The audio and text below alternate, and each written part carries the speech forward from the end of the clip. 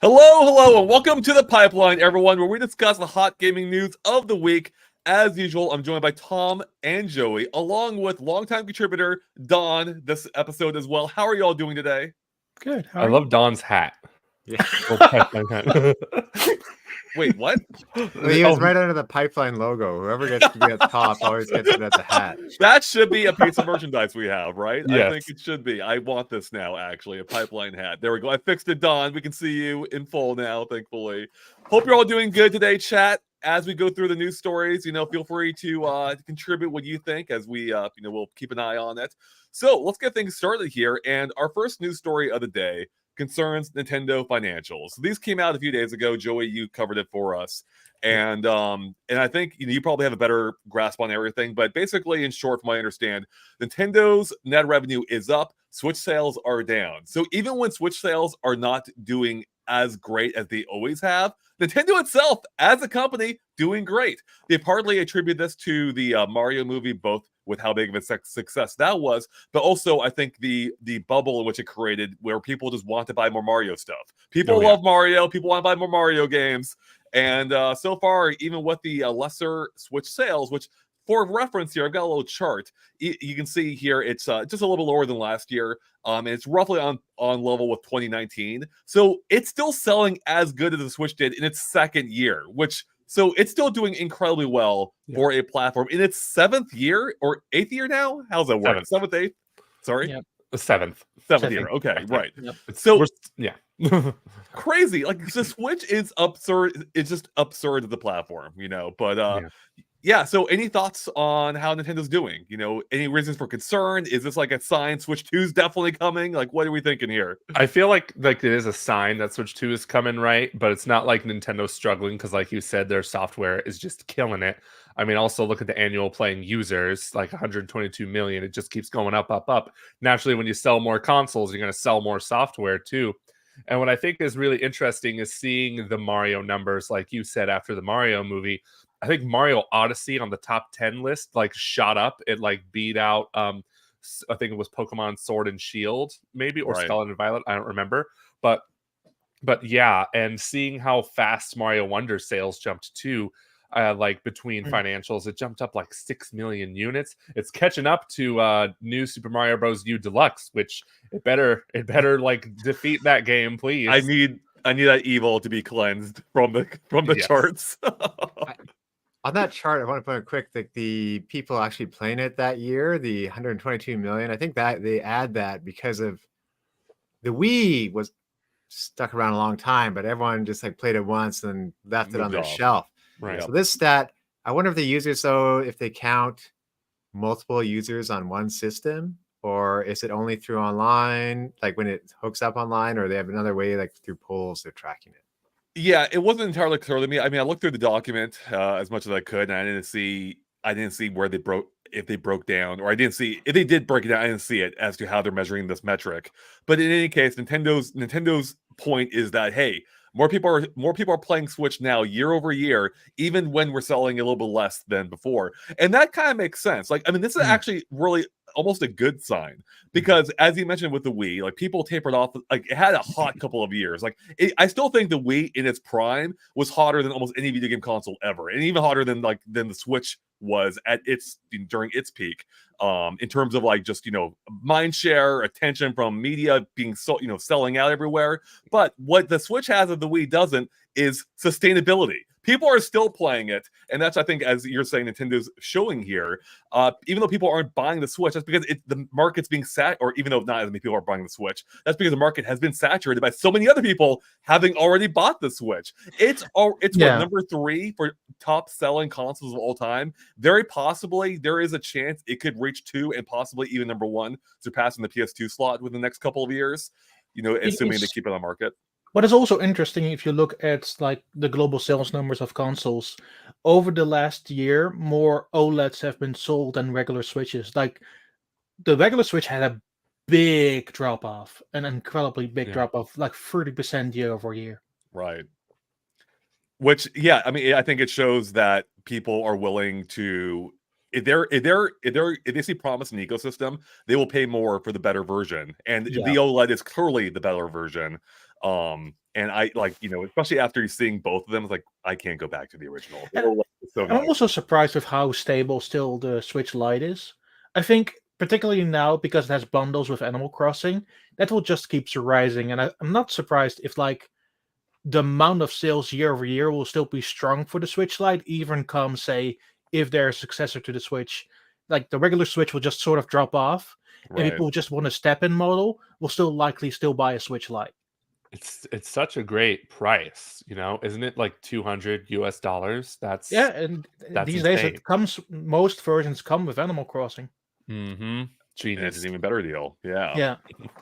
And that's a game that will keep people coming back, for a while, which might be why people are still playing the Switch. Yeah, So, exactly. I think that's a lot of, I don't want to say casuals, but it's a lot of casuals, like playing those Animal Crossings, playing their Mario Karts, which could be a casual or hardcore game depending on who you are as a person. For sure. But yeah, the Switch has been really good at keeping people's attention, of all kinds of players, and that's what I think is impressive. The Wii had that Yeah. problem, like you said, of like it fell off because it stuck around for a while, and most people played it once or twice at like family gatherings.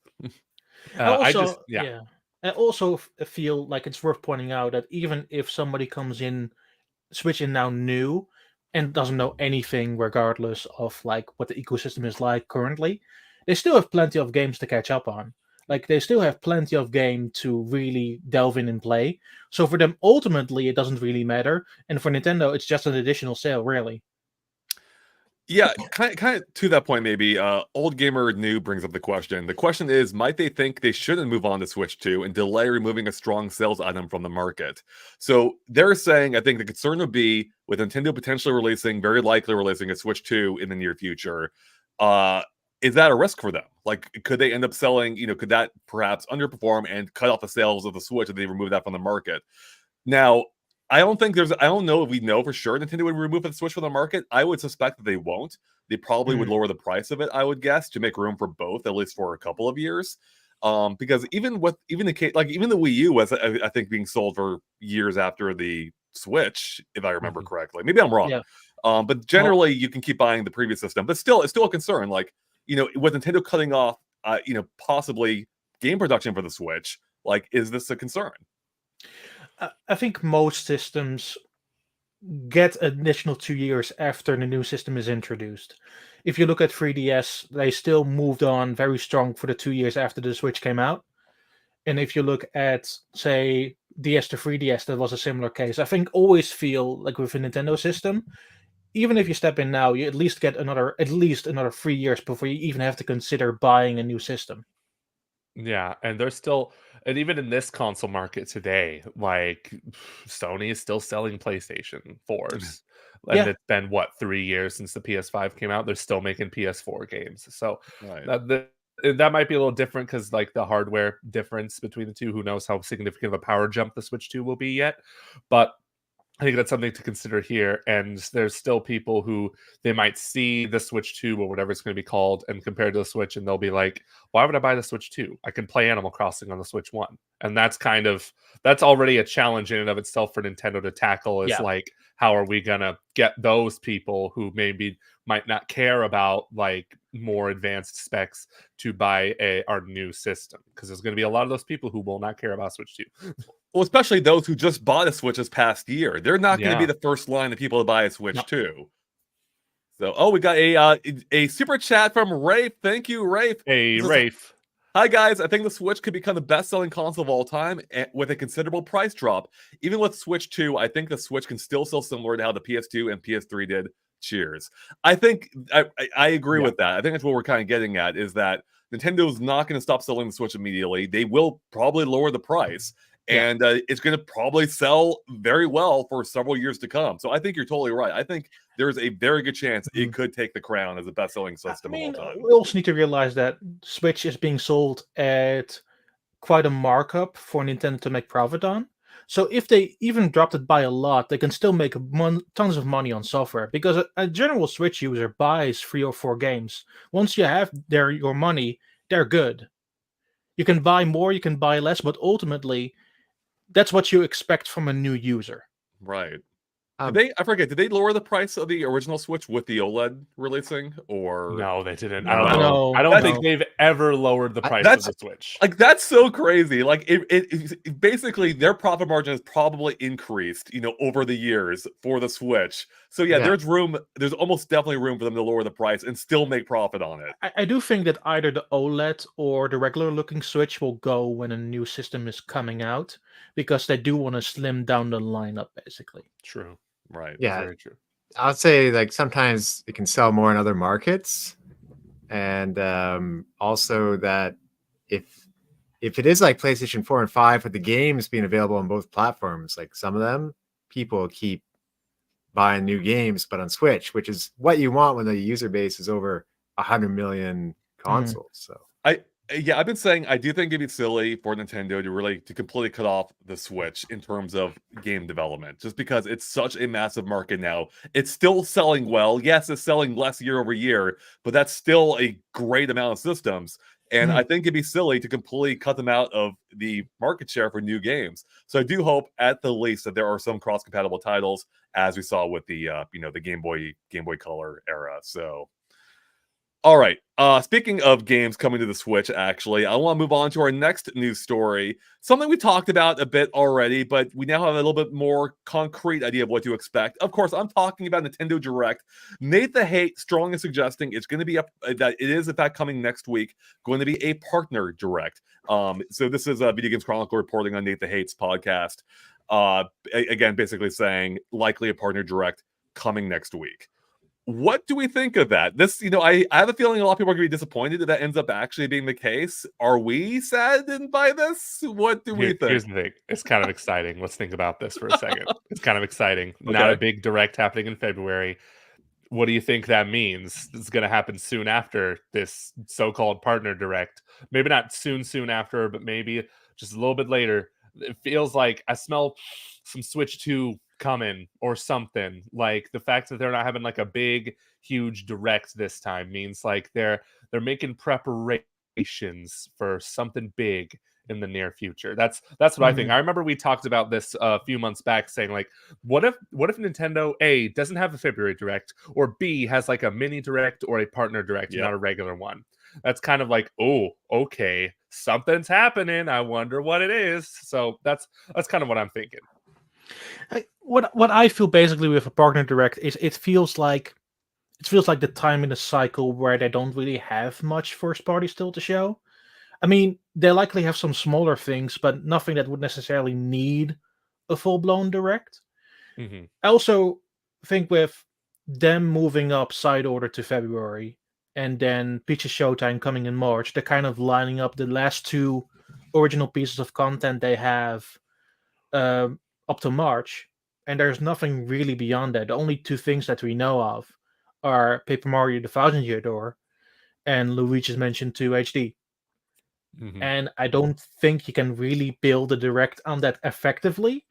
I mean, you can add another trailer for Peach's Showtime, but what ultimately purpose does it serve? I honestly expect, and this will be cemented for me completely, I honestly expect tomorrow, during the Splatoon concert of Nintendo Live, a trailer for Side Order. That'd be interesting. Yeah, I That makes hadn't sense. considered that. Have they done that before though? Like had trailers at their concerts? Because they've had lots of concerts before, but So the Octo expansion trailer was during Nintendo World Championships, or the championships of all the things, and those got cancelled, obviously. right. So honestly, having it at the concert would make a lot of sense to me, especially for the audience that would be watching then. Mm-hmm. You might be right. All right, well, we'll have to keep an eye on that then. So. Yeah. And I'll put a note too, like the someone was saying in chat about Phil Spencer showing up in this. If you have Hi-Fi Rush coming into a Direct, do you necessarily want your games there? Maybe it would be overshadowed by the Xbox presence and forgotten about. So For sure. I do think that there is still plenty of stuff coming for Switch, but that's mostly from third parties, not so much from Nintendo themselves. I think too there is the fact that it's kind of like Joey was alluding to, like anything that may still be coming to the Switch, assuming there is cross compatibility, it's probably going to apply to Switch 2 as well, and they want to save that stuff for the Switch 2. So this lines up with what I had expected. I had thought it may come a little bit earlier, but I was a little wrong in my timing. But yeah, I think I was kind of expecting something along the lines of like a mini at best for the Switch, because I think it's pretty clear it's winding down as like the primary console, and it doesn't make a lot of sense to have a blowout for that platform when everything seems to be pointing to Switch 2 happening soon. And I think as Joey was saying, this likely kind of stokes those flames. Like there's probably something big. If this is a partner direct, there's probably something big around the corner. And March has been floating around as a possible announcement date for the Switch 2. Sure. So, and I think if that ends up being what next week is in term for the partner, I think lock it in. Switch 2 happening next month. And it doesn't mean like, to not completely talk it down. It doesn't mean there cannot be exciting stuff in there. It's just the realization sure. that Nintendo themselves might not do much else really for the time being. Right. That's also exactly. So yeah, in short, I don't think there's any reason to be alarmed by this if it ends up being a partner. And hey, if it ends up being something else, then we'll be pleasantly surprised. In any case, it could have some great announcements, including the possible inclusion of Xbox titles, which we'll be talking about more later on. We already had a whole discussion about that earlier too, I think. Yeah. But yeah. All right. I want to circle back to video game sales. We'd already talked about Nintendo doing well with their, despite Switch sales being down, like everything else is basically up. Unfortunately, that isn't quite the case for Sega, who's having a bit of trouble right now, specifically, in general, but also specifically with Sonic, in that the year-over-year sales for Sonic are down again compared to the year before. And it is part of a greater trend for Sega sales, at least in quarter 3, it seems. So, I've seen some reactions already online. Some people are like, yeah, of course, like the Sega games or the Sonic games this year were kind of mid, to some people. And also last year we had Frontiers, which was regardless of what you thought about, that was a heavily hyped game. Clearly like a big 3D Sonic title is probably going to sell well. But despite this, is this reason to be alarmed? Is Sonic in trouble? Should we be concerned? So Sonic's gonna die. He'll never make another game again. He already died. He had a game about that, Joey, this year or last year. Yeah, I don't think it's anything to be alarmed about, really. Like, it's just a slower period. It's interesting. I do find this sort of surprising, because I feel like Sonic is in a better position now than he's ever been before. What with the movies and now shows, and there's just so much Sonic everywhere. Maybe it's kind of overwhelming a bit. Yeah. But I don't know, man. That Sonic's always made money, and especially after Frontiers did so well, it is still kind of surprising to see that these numbers are a bit low. But, I guess also Sonic Superstars was just fine according to most people. It was just an okay game, so that probably didn't help either. And launching it same week as Wonder probably also didn't help. Oh, not at all. Who thought that was a good idea? Yeah, but I don't know. Maybe we could see it go up a little bit this year with the year of Shadow. Wink, wink. That's nudge, nudge. So, and Sonic the Hedgehog 3, the Knuckles show. I think that everything's going to be fine, of course. So yeah. As MGD says, if Sega still lives, then so will Sonic. Yes, well, absolutely. I mean, Like a Dragon's done well there with its new game. Just say, like, probably feeling a bit of Sonic burnout with a number of them, and if they're not better than the previous one, then yeah, you're gonna have a dip. But I got a brilliant idea. Sega, like Xbox, could go multi-platform for better success. Oh wait, they did that 20 years ago. Funny enough, a lot of the things came to the original Xbox. I thought your brilliant idea, Tom, was going to be Sonic Burnout, as you said. I'm on a Sonic Burnout now.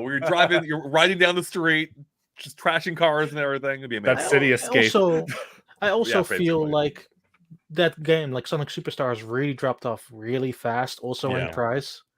I feel like the conversation was just quickly forgotten. Like the comment just says, it's like it was a bad time, but also I feel like people are more conditioned now to wait a little bit.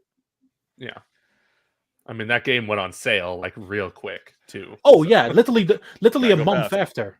Yeah. It was about 5 weeks. Yeah, that's really quick. You'd never see Nintendo do that. Like, even just I don't want to necessarily reward the behavior, but lowering your price that quick doesn't really look great, right? Like it's like that's a concern. Like, is this game not great, not as fun as it seemed it may have been? Who knows? And games can sell well, even quality games cannot sell well. But I don't think, looking at this, I don't think it matters. Like, I mean, if you look at Mario sales, I'm sure it has its ups and downs years too. It's not a perpetual like climb always. And it just ended up being that this year's Sonic slate wasn't as exciting as past years. And I think, as Joey was saying, with this being the year of Shadow, we got like Knuckles, we got the Sonic movie 3. We know Jim Carrey's back. Like, there's gonna be a lot of hype for Sonic. And I'm not worried at all about him. My nieces are obsessed with this guy, and they had never even played the games up until a week ago when they finally tried Sonic Colors. So I think Sonic is in such a good place in terms of like mind share. It doesn't even matter if the games sell well or not, and they are selling well still, just not as well. So not concerned. Sonic X Shadow Generations will at least be interesting to see how that will turn out, because it's a beloved title. First, kind of depends how good the additional content really is they're going to add to it. I just gotta say, my son got a big old Sonic plushie for his second birthday, and he says Sonic. It's so cute. It's adorable. Yes. That's awesome. Yeah, there's something about Sonic that seems to really resonate with kids too. Like on a level like similar to Pokemon, that even Mario like doesn't seem to quite have the same like mind share with. I don't fully understand it, but whatever Sega's pulled off, credit to them. So I mean, I also say that Sega is just doing perfectly fine, because in the same week that this came out, Persona 3 Reload got 1 million sold, the quickest they've ever done with an Atlas title. Right. Yeah, good point. And we know they have the Super Games coming as well. They showed off what may have been some of that at the Game Awards with trailers for several games, like Jet vs. Gemini, Crazy Taxi, Jet Grind Radio, or Jet Set Radio, and among others. So I think Sega's in a good spot. So we'll hopefully that continues. I want to see. Rumor has it those games are coming to Switch too, which makes sense, I guess. Wait, they said that, right? Kind of. I don't know if they said that. I read an article, or the article title, I'm part of the problem, that stated like they're planning those games to be on the Nintendo successor, but I feel like at this point that makes sense, and I feel like a lot of those games are years out anyway. So that's the timeline. Yes. Sylvie says, I swear Sonic Generations is worse than the original version. I'm going to locate the second bar next to me. Why the second bar? I don't fully know. But yeah, we do have that, that announcement just came in recently as well. And I know Sonic Generations was a very popular title for a lot of people, and the add Shadow to it, it's gonna, that could be a big game right there. So totally. All right. Let's go ahead and move on to our next news story. This one coming to us by way of an announcement from Disney investing $1.5 billion into Epic Games, specifically, or partially at least, to help bring a Disney entertainment universe to life within Fortnite. Still a couple years away, unfortunately, so which is disappointing. But it seems like Disney's making big moves in the video game space, like and also it shows just like how freaking big Fortnite is, like as if we did not already know. But Disney is investing in the Epic Games to build something in Fortnite. Like how this is kind of wild, isn't it? I mean, hopefully it will better the first time they heavily invested into video games. Which was when? When they had Disney Interactive. Yeah, that's the thing. There's like Disney has a history of buying studios, creating studios, and then shutting them down. I think basically what is called the Toy to Life game from Disney. Disney Infinity. Yeah, Infinity basically tanked their entire interactive division. Which sucks. I forget. I think it didn't lose money though, right? It just wasn't making as much as they wanted. It wasn't making much money at all. Yeah, I think most people just lost their job, and then the external studio they had, Avalanche, got bought by another company, and that's basically how it ended. You know what really annoys me? Oh, go ahead, Joey, please. No, I was going to say it's tragic, and what you're about to say pisses me off. So go ahead. This upsets me. This upsets me. A quote from Bob Iger, the CEO of Disney, who recently came back to the company to try and save it, saying, "When I saw Gen Z and Gen Alpha and Millennials, several of us, the amount of time they were spending in terms of total media screen time on video games, it was stunning, equal to what they spent on TV and movies. It's like, where have you been, Bob? Video games are not a new thing. Like, No. we've known this. Disney has known this themselves, Yeah. in the past. And like, what are you talking Wasn't- about? Wasn't Bob Iger the one who decided to close Disney Interactive? Yes. Well, it's that's like, not all. They shut RIP down Churro. LucasArts. Ugh. Yeah, they did shut down LucasArts as well. I want to point out quickly though, like this, it's 1.5 billion, correct? That they Yes. pumped into it. Yeah, 10% So- of Epic. Yes. Sony has poured 1.45 billion into Epic as well, and that's about, well, they said over 3 occasions there, and that's about 4.9% stake. So it's not like Disney will have enough of a chunk of Epic to go, let's just shut down Epic Games. Like they won't be able to do it. So Right. Good point. Yeah. Totally. Yeah, exactly. I'm right here with Team Sora saying, Bob Iger, how do you do, fellow kids? That is totally giving that energy here. I will be okay. So this is kind of like off topic here, but I'm going a little rant here. Bob Iger is so out of touch. I don't know why this guy came back to the company. He is actively tarnishing his legacy. I've never been a Bob Iger fan myself, but in the broader spectrum of Disney fans and media people, he seemed to be well respected. Ever since he's come back, he's only tarnished that legacy.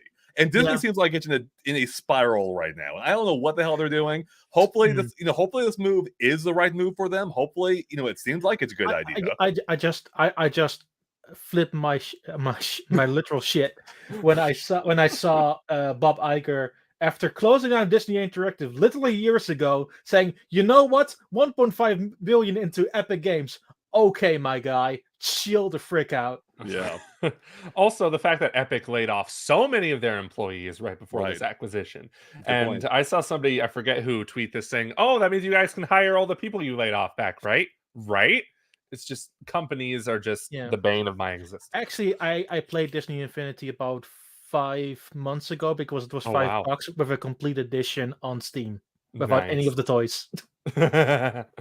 Incredible. Sylvie says, Bob Iger, you decided to buy Star Wars on Marvel and you couldn't see that video games were a huge market, right? Star Wars games, yeah, they're those little things, right? Oh yeah. The entire thing is just baffling to me, and it's weird to see Disney like flailing around like this. We get the kind of like haphazard announcement of Moana 2 2 days ago, which is apparently a retooled version of a TV show that was planned now into feature-length film, which sounds a little concerning. I hope it's good. I like Moana, but my worst fears is that it's back to the. Remember those direct to videotape sequels? Oh, do I ever? Yep. Yeah, I almost feel like they're going that route again. I'm like, oh my god, please don't. Yeah, it's scary. We don't even know if the voice cast is returning. That's another thing. Lin-Manuel Miranda's not returning to do the music. Yep. It's just a mess. The live action Moana now sounds better, which is saying a lot. That is saying a lot. That's very concerning, Joey. Tom, do you have any thoughts on any of this? Well, I mean, if you look in the past, I think what they paid for Star Wars is very little, but it's just that's true. It was. They are not. It's just mind-boggling how someone could be like, "Oh man, they're on their video games and what it's going to be like next." Like, "Oh, they're on their phones a lot." Like, yeah, those phones are a hot new thing. People seem to be using their phones a lot, right? Yeah. I don't know. Sometimes I think people get out of touch with reality when they become like a CEO getting paid millions of dollars a year. So it's good for Epic. Like, at least they'll keep Epic going longer with the Fortnite drop off. I'm surprised it's going to take 2 years until stuff will happen, but at least that gives them more time to do a good job with it. I mean, they completely revitalized their Fortnite launcher with those experiences with Lego and the Racer they added. The Rock Band one is not doing so well. But I have the feeling they just want to add more stuff to that launcher, so make it more compelling for people to boot it up at a whim. Yeah, we'll see. Yeah. Yeah, we will see. One final point, as Kevin brings up, that they overspent on Fox, and while I agree with that, that's not the sole reason for their issues, but it does seem like Bob Iger really just knows one thing, and that is just to keep acquiring other brands or other companies, and even to an extent, in this case, it's not the same. They didn't buy Epic, but they did invest into them, and they're looking for outside support, and it's just kind of interesting that I don't know. It feels like Bob is kind of operating on the same playbook, and it's not working anymore, or to the same extent it had in the past. And I think, as a company, Disney will be fine. Their brands are too strong for them to fail. Yeah. But I would, I hope that they learn those lessons sooner than later and get away out of this tailspin. Tailspin. Yeah, Tailspin. Bring back a TV show, baby. Well, we got a super chat from Undersky to the window to the wall. What's that referencing? I don't know. I don't know either, but it's a good song. Well, thank you for the super chat, Undersky. So, all right, let's move on to what is kind of a new story, but we've already discussed this, so it's actually going to be part of our, gotta find it here. Where is it? Our topical freeze. Nice. Our topical freeze segment, where we slow it down a bit, dive in deeper on a specific news story or topic of the day. And this time we are circling back to Microsoft and potentially putting their own games on competing platforms. This news came out, I think, was it earlier this week? Yes. With the news that games like Starfield and Hi-Fi Rush may be coming to at the least PlayStation 5. That sent Twitter into a frenzy. People are freaking out about the possibility of Microsoft seemingly Xbox exclusives no longer being exclusive, coming to other platforms. Now, shortly, as soon as we recorded that discussion, immediately after, Phil Spencer tweeted out that, hey, we're listening and we hear you. We've been planning a business update event for next week where we look forward to sharing more details with you about our vision for the future of Xbox. Stay tuned. So that's kind of wild. Like he is basically saying, yeah, that's happening, right? We're going to explain more next week. We'll tell you about it. But he's basically admitting to it, right? Am I misreading this at all? No, he's just saying, yeah, we'll talk more next week. That's literally what he's saying. It is weird. He doesn't outright deny any of the claims. No, he's not denying it. No. There's got to be. I feel like there's got to be some truth because when there's smoke, there's fire to these rumors. Upon thinking about it, maybe the Gears of War one is a little far fetched. Especially if that's just something they considered. But yeah, it's going to be interesting. A lot of people tied this to the fact that there might be a partner direct next week, and there's been rumors of Hi-Fi Rush coming to Switch for the longest time. So there's including data-mined icons that seem to match up with the color schemes for the respective systems. Right. But it's interesting because usually, Microsoft does these business things usually at the end of this month. Usually, they move this forward, so basically to next week. So there must be some truth to it. I gotta think. And Super 8 reminds me that Indiana Jones is among the talk as well, which is a big new game that hasn't come out yet, and we don't fully know the plan. I forget, Joey, do you recall? Was a rumor that it would appear same day and date on PlayStation 5? I don't think they said, and there was anything to indicate when that would happen, but that was one of the games being considered. Got it. So my question then is, for this topical freeze segment, is do exclusives, to what extent do exclusives matter? A lot of people are worried that by having these games not be exclusive on Xbox, it's going to weaken Xbox as a platform and as a competitor. And, a lot of people seem to be not fully happy with the way PlayStation has been running as an ecosystem. And they're concerned that this could strengthen PlayStation with Xbox being weaker as a brand and make it so PlayStation effectively has a monopoly on home video game consoles, minus Nintendo, of course, but Nintendo always does its own thing. That's why I think a lot of people are worried about this. So I guess, do exclusives matter? How will this shake out in the future? That's such a loaded question. It is a loaded question. Our silence is deafening because yes, it's interesting because a part of me is just exclusives do matter. Give me exclusives, and I'm sitting here thinking, but why? Is there really a logical reason to have exclusives anymore? What's wrong with making it so everyone is able to play every game, But, that's been in my DNA ever since I was born, right? Because just every console had their own exclusives. So maybe part of me is just I don't want that to change because I hate change and change is scary. But I don't know. Don probably has a better answer. What kind of strikes me weird is two instances. First was the instance with the interview that Phil Spencer did saying that exclusives don't bring new people to Xbox. And I was sort of struck by that, thinking that's not true. That's absolutely not true. Exclusive games mean new interest in your platform, and not every single thing will be a hit. Like, I don't think Starfield hit as hard out of the park as people wanted to. But if you continue to bring out games, then eventually people will carry over and come over. The thing is with Xbox is also in an interesting position because they're not just on Xbox consoles, they're also on PC.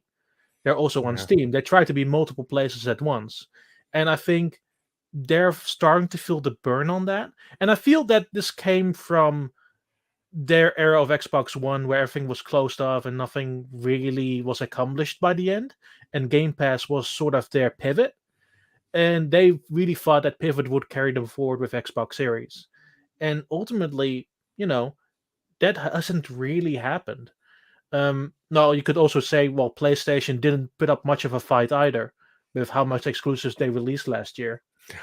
But honestly, if exclusive mattered ultimately that much, then you would have thought that Xbox would have made big time last year. But ultimately, because they are so spread out, because they basically are everywhere outside of PlayStation and Nintendo, I don't think they matter all that much. And they started to realize we can be a better third party on multiple systems and make our money back, which we spend on Activision and laying a bunch of people off.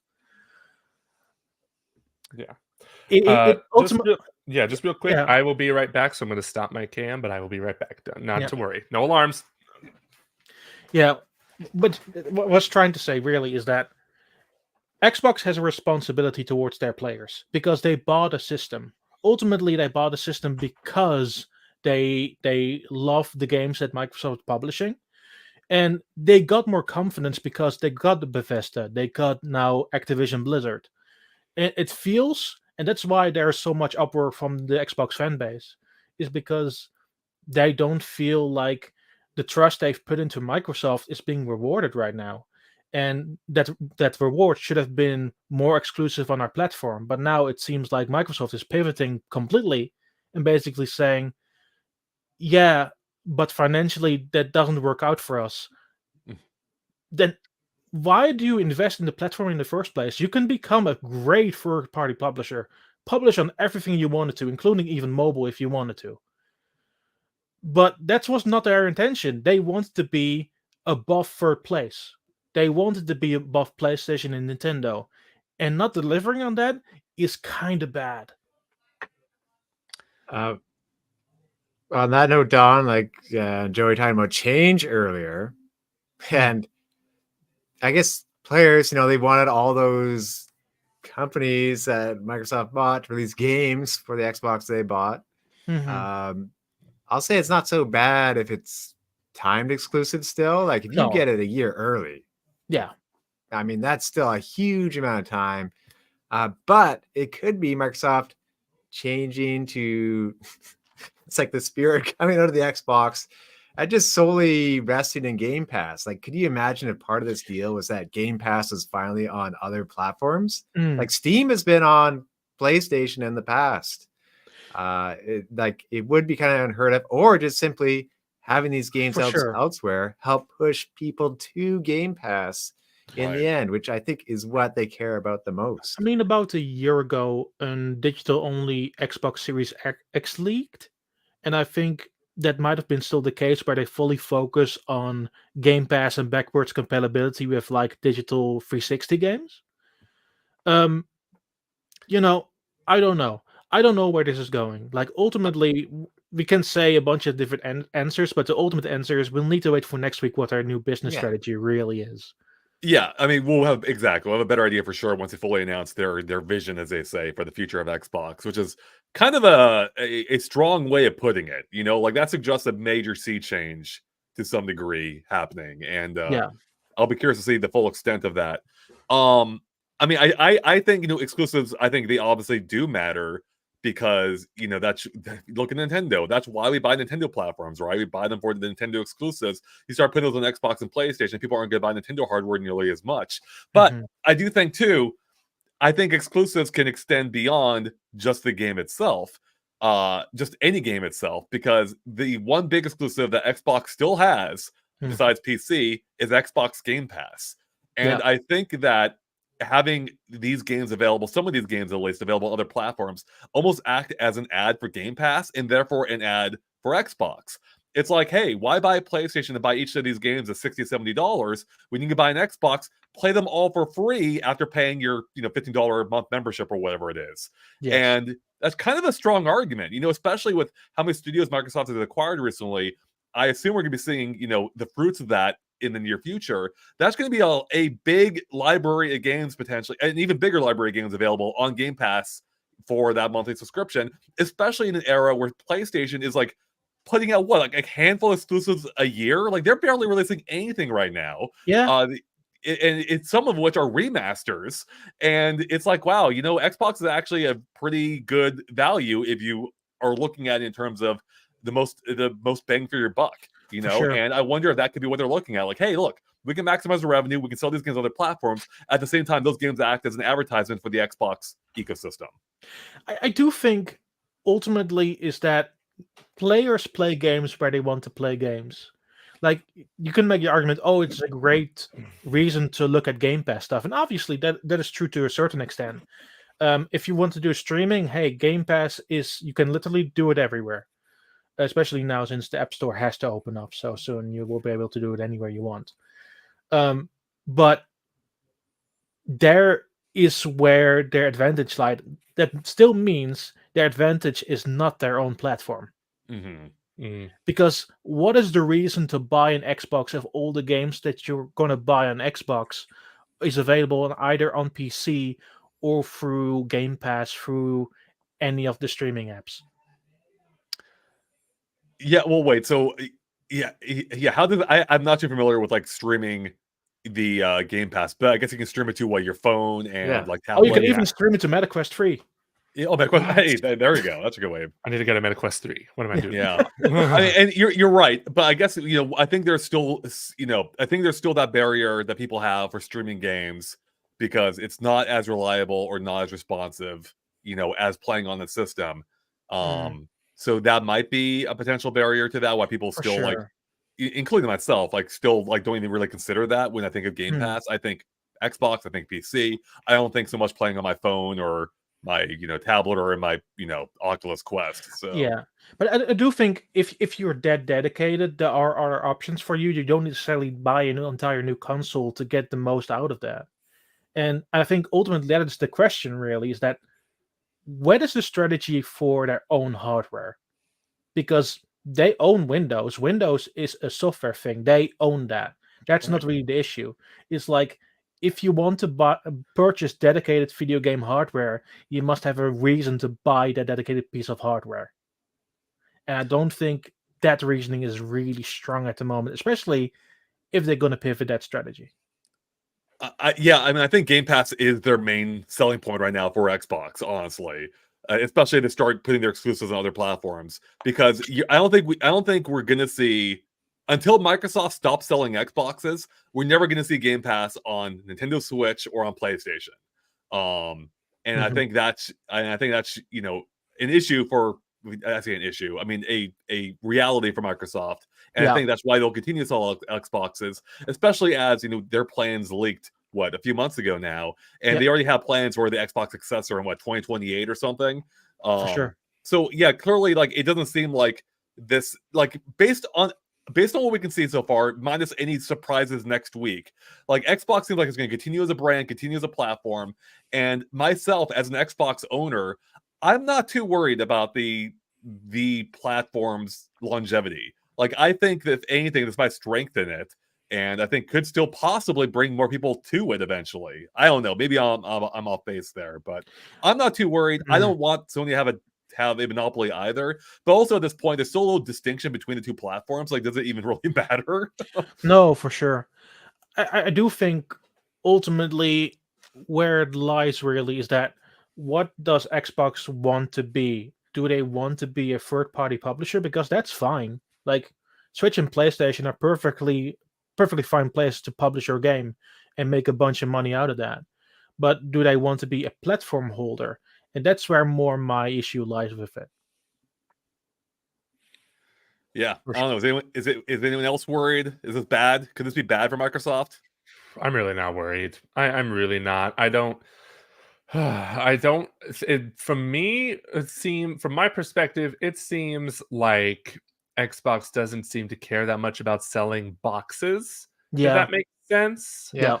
Yeah, and they're all that matters to them is that people play their games, Yeah. which is totally fine. Once again, for because sure. with PlayStation 5 and Xbox Series X being practically the same, let's be honest, like in Yeah. terms of hardware. Um, although Series X has a way better backwards compatibility, or backwards compatibility that exists at least. Um, but yeah, I don't really see, like, if Xbox went out of the console business, which I'm not predicting that's going to happen yet. I think it's too soon to tell. I don't think it would be like detrimental to the industry. I It don't might be think. detrimental to Yeah. their name, though, as Team Yeah. Sora says. Hope they stick around long enough to come up with another stupid name for their console. Seriously, I do hate the Series S and Series X names. I hate it so much. You know, Ultimately, I don't think. Yeah, ultimately, you don't think it matters because once again, their selling point is Game Pass. Mhm. But yeah, I don't necessarily think their platform is the priority anymore. That's just what I feel. And ultimately, is that a bad thing? Not exactly. They are a software company, and software optimization goes a long way. So it kind of depends. Once again, it kind of depends what they want to be and how their strategy forms long term. Because if they go to also release games on competing platforms, you can beat as heck that Sony is like, we're going to scream that off the rooftop the first chance we get. I'll say one thing that could be bad though, if they stop as much focus on Xbox, then there's less competition yeah. for PlayStation 5, and Sony can just do whatever they want and not care, and you'll get a worse thing in the end for consumers. So I guess that would be the worry. Yeah, that Sony just, makes worse products or services, or if charges Microsoft- more, or just doesn't care, and Yeah. Though I feel like they already do that. I was just thinking that too. I'm just like, it could be worse. It could be worse. True. I will say this though, like Xbox is still the standard for most game controllers. So Yeah. in that specific sense, they still have a lot of things on lock. I will be Bro. entirely honest. That's the main reason why I use my Series X and not my PlayStation 5. I don't like the PlayStation 5 controller. Yes, I know it has the haptics, it has the triggers. I don't like it. Joey, that was the Xbox controller, right? You were holding? Yes, I'm Yeah. holding both side by side just to see. I like the PlayStation 5 controller, right? But there's a reason why everyone practically copies the Xbox controller design. Yeah, like the Switch Pro controller, or like even like yeah, the Switch Pro controller exactly is kind of an Xbox controller, really, but with the A, B, X, Y buttons flipped, which is always confusing when you're using both. But yeah, it's a really good controller. I just wish the Xbox controller needs gyro. It needs it. That's the one. Yeah, I agree. That's the one thing it needs. That would be nice. Otherwise, I'm happy with it. A rumor has it that's what they're working on for like their next iteration. So let's see. Good. We'll see. All right. Well, I asked the chat if there's anything else they wanted us to discuss before we wrap it up here. And even though we already had a full discussion on it, they want us to continue to discuss a little bit more of the Knuckles show, which we got full super. We actually got the full trailer that I think is going to air at the Super Bowl, showing off what the show actually is. Now, did anyone else beyond Joey watch the trailer? I did. yeah. You did. Awesome. Oh, great. Everyone has, but me. All right, great. Perfect. So yeah, are we excited? Joey, you did the whole, you helped break it down to an extent. Are you So good. Yeah, So good. It looks so good. You're stoked, right? Yeah, it looks really cool. It was better than for one, I didn't even know what to expect because we talked about this show for like 2 years, because they announced the show before Sonic the Hedgehog 2 even came out. That's wild. Yeah, so we've been hearing over the years like casting and That's stuff. what I've been hearing. Yeah, we've just been hearing. It's crazy. But yeah, from what I saw from the trailer, it practically looks like another Sonic movie. Like, they got the budget, they put that budget in the show. Like, Knuckles and all the other CGI animated characters look just as good as they do in the movie. That's awesome. The story sounds really interesting, like with somebody called the Buyer is like the villain name for what we know so far. And he used to work for Robotnik, and now he's trying to like be the next Robotnik, which is such a cool thing to do in this kind of universe. Just like it's kind of like a Marvel connection sort of deal, Yeah. where it's like, oh, I used to work for Tony Stark and I hate Tony Stark. I'm just gonna be a bad guy now. So it's kind of like they're doing that here, and it's really fascinating. And Andre, I highly recommend you check out the trailer. Oh yeah, I for wouldn't sure. say I wouldn't say the trailer was like particularly like mind blowing, but it was still exciting, if that makes sense. I found it was also really funny. Yeah. Like the jokes were really on point, though. I really appreciated them. Is that our mailman? Yeah. But there's no Jim Carrey though, right, in the show? No, there isn't. Not No. that we know of. No. Andre, it has Dr. a, Robotnik. it has a scene where it's like they have one of the bad guys spoofing Knuckles' line before. It's like, does it look like I need your power? When he's like kind of matching Knuckles, then his sidekick or like the other person with him is like, we do need his power. That's why we're here. That's the whole point. Like for that alone is worth it. Yes. All right. No, that's all. Yeah, it's always interesting to see these TV shows like with like it's seemingly like theatrical style budgets. You know, like we've seen this from Disney. We're seeing it now for Knuckles, and like I don't know how the financials make sense, but I'm glad to see they're not glad to hear they're not stepping down the quality for the TV show. So 6 episodes. That's how. yeah, I guess that makes sense, right? Anything else about Knuckles before we move on? All right, it looks hype. It looks hype, and they connected. They brought back a character from Sonic Adventure, Papacho. I don't know his freaking name, but he was like an elder, echidna leader in Sonic Adventure. So they're really tying those elements into one another. It is really exciting. Tons of great humor in the trailer. I hope like 100%. that just continues to the show. We got to check this out now. Got to watch this trailer. So. We had to circle back a little bit. We have a super chat from Taker610. Thank you. Says, I've only owned the original Xbox. Remember those huge controllers that it came with originally. Bought it for Dead or Alive. Had no idea what Halo was. That's awesome. I remember the Duke controller. I still have, I think, a couple of them laying around here. I'm probably inside one right now, actually. They're so freaking big. So I'm one of those freaks who actually like that controller. During E3 that one year when I was at FanFest, they just gave us one of those two controllers with the screen in them where you basically see the little intro in there. Oh, really? Yeah. Oh, I forgot about that. Yeah, it's like a little LCD screen, right? Yes. Yeah. It was the children yearned for a Wii U back then. Yeah, they did. I missed out on the Duke. I got bought an Xbox when the S controller was out, but Dead or Alive was great for parries and stuff. I'm glad you knew what the acronym was. I thought it was Dead on Arrival. I was like, what? Dead or Alive. Alarming acronym to start with. Yes. Dead or Alive looked amazing too. The Xbox was such an impressive system when it came out for any number of reasons, but the controller did kind of was a big talking point for a while. Also, Odyssey saying, "What are your thoughts on the Mario Maker 2 update? What was there an update? Okay, that was the Mario Maker 2. They removed a bunch of glitches. That was it. Oh, really? Okay. Yeah. Did that just happen, or it happened 2 days ago? 2 days ago, yeah. Oh, I didn't even hear about this. So I guess that's good. Did they? I mean, maybe. Well, I don't know. Actually, I don't know what it is. It used those glitches in actual levels. So for that sucks. So wait, did it break? Did it remove those levels then, or did it break them? Or I guess they broke them. Yeah. That sucks. That's bad. I didn't hear about it. I just heard the patch notes said like it was basically just a general system stability update, but for Mario Maker. So they didn't specifically say what. Yeah, they just specifically put out an update to remove the glitches. Yes, they didn't specifically say what exactly they were. Kind of it's been a while since I had an update, so kind of weird to see that even happen at all. But yeah, Aiden, exactly, Aiden. If only Wonder got an extra theme, right? That's the update we need. I hate that menu. I hate the fact we have the extra themes menu. There's one option there. Could be worse. You could have the Nintendo Switch with just 2 themes. Yeah, actually, that's yes. That's why does Nintendo hate themes? They did it on 3DS.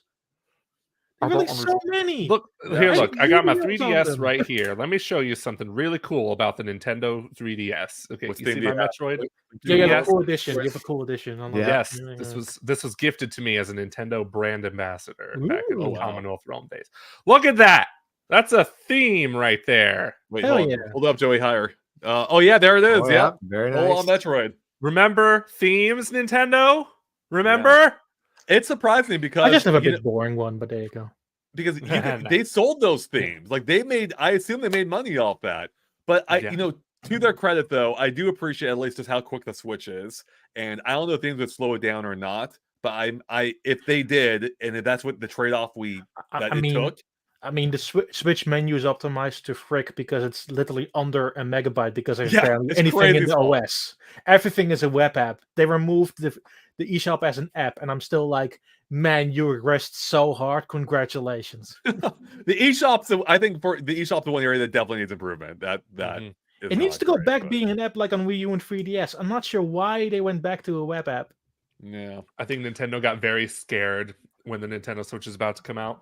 They were like, okay, we can't do anything crazy, y'all. Like we tried with the Wii U. We need this system to sell, or we're going third party like Xbox. I'm just kidding.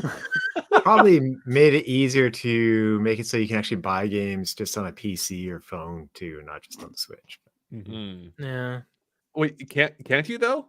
Well, I mean, you can. Oh, you're saying that's why. I say we're saying. But I miss the character. I know, like, I love the character. Oh, the actual 3DS character, the little shopping bag guy. That's part of it. Yeah, for the music. I remember on DSi and on the Wii Shop channel that you get Mario and Luigi just walking about the screen. I'm like, man, I miss that charm. DSi was amazing.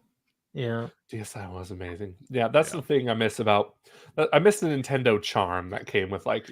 It's the little things, really. The DSi had animated icons, which you could see, for example, in the Sudoku version of Brain Training or Brain Age. You basically saw the progression throughout the game on the icon tile. So good. Great. Yeah, Nintendo's OSs were, up until the Switch, almost always very charming. Even their initial one, the GameCube. I don't know if it was so much charming, but it was pretty darn cool regardless. And it had some, cute touches to it as well. Like with everything being a cube. So, yeah, I'm curious to see what the Switch 2's OS is going to be. Is it going to be an evolution of the Switch? Will it have actual themes? I don't know. So Aiden said, no, not Aiden. Sorry, not your comment, Aiden. Sylvie. So we said the fact that the 3DS and Wii U eShops run better than the Switch is wild. I'm like, yeah, do they though? Yeah, they do. The Switch is really bad. So it's painful to buy things. I feel like the Wii U was. I felt like the Wii U eShop it looked cool, but it was still really slow. Until 1 year ago, and this is pertinent, there was, if you go to the deals on the Switch's eShop, you would only see one row. Only 1 year ago, they added an additional row so you could see two lists of deals at the same time. That's crazy. I don't know why that took so long. Yeah. Who knows? So yeah, let's hope for some upgrades on Switch 2, which maybe we'll find out next month. So for now, though, we'll hopefully hear about a partner direct next week potentially, and find out more about this Xbox news and see what exactly that means. It's going to be an interesting week next week. Yeah, I think it will be. Tom, did you have something you're going to add? Someone said like Steam Next Fest, and so I'll just say I tried a bunch of demos. Really loved the Tory Saturn demo. Surprisingly quick. And of course, we all played Roland Rascal too, of course, loving that. So, Don, do you have one recommendation? Flock is a really good demo, and Kind Words too, if you just want some good vibes. I like Frog. I only played Froggun Encore. I never played the first Froggun, but I saw this demo for Encore on Twitter, and I'm like, I want to go to there. So I downloaded it. I did a Game & Watch on it. If you all want to check it out, it's really fun. It really is a lot of fun. I really enjoyed it. And co-op. One more. Anti-Paint, which is a dual stick shooter, but you do attack like paint blobs. It's super funny. I like Anti-Paint? Yeah, Anti-Paint. Okay. All right. Nice. Well, with that, everyone, we're going to wrap it up here on Pipeline. Thanks for watching. We'll be back next Friday, same time, probably 10 a.m. Pacific time, to discuss the news of the week. Hopefully, we'll have some interesting stuff to discuss based on, like I said, the things that we talked about this week. So we'll know soon enough. With that, thanks for watching. Hope you have a great weekend, and we'll catch you later. Bye, everyone.